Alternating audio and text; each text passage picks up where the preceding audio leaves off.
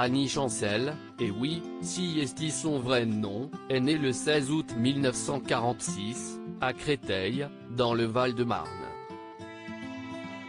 Dans sa jeunesse, elle travaille avec ses parents, qui vendent des bonbons dans la région parisienne, mais déjà, elle aspire à une carrière dans le milieu artistique. Si est pourquoi elle va très vite déserter les bancs de l'école pour se lancer comme chanteuse dans le groupe Guitar Brothers, au début des années 60. Lors d'un concert, Claude Carrère la repère et lui propose de devenir son agent. Bye bye Annie, Sheila entre en piste. En 1963, Sheila devient une star en France grâce à son tube L'école est finie. Durant les années 60 elle sort les titres Vous les copains en 1964, Le folklore américain en 1965, Bang Bang en 1966, La famille et le kilt en 1967, ou encore Oncle Joe en 1969.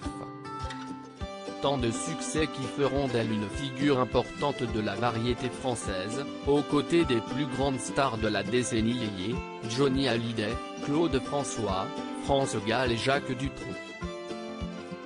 En 1970, son titre Les Rois Mages frôle le million de disques vendus, si est à cette époque qu'elle chante avec Ringo, Les Gondoles à Venise. Puis, vint le mariage en 1973 et la naissance de Ludovic, en 1975. Quand Sheila a-t-elle arrêté sa carrière? Sheila, la mort de son fils Ludovic Chancel, le drame de sa vie au début des années 80, Sheila est fraîchement divorcée de Ringo.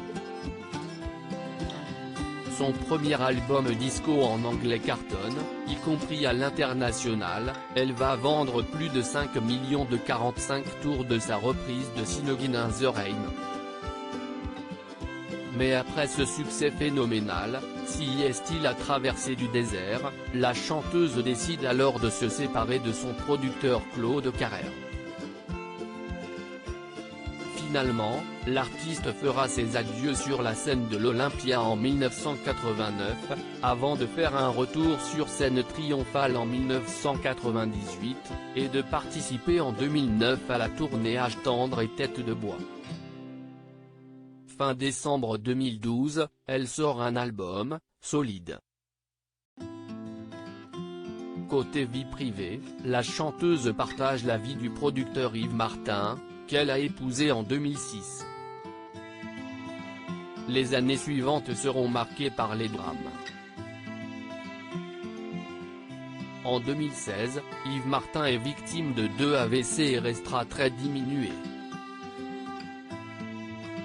Le 7 juillet 2017, elle vit le pire drame de sa vie lorsque son fils Ludovic Chancel meurt à l'âge de 42 ans des suites d'une overdose de cocaïne et de benzodiazépine.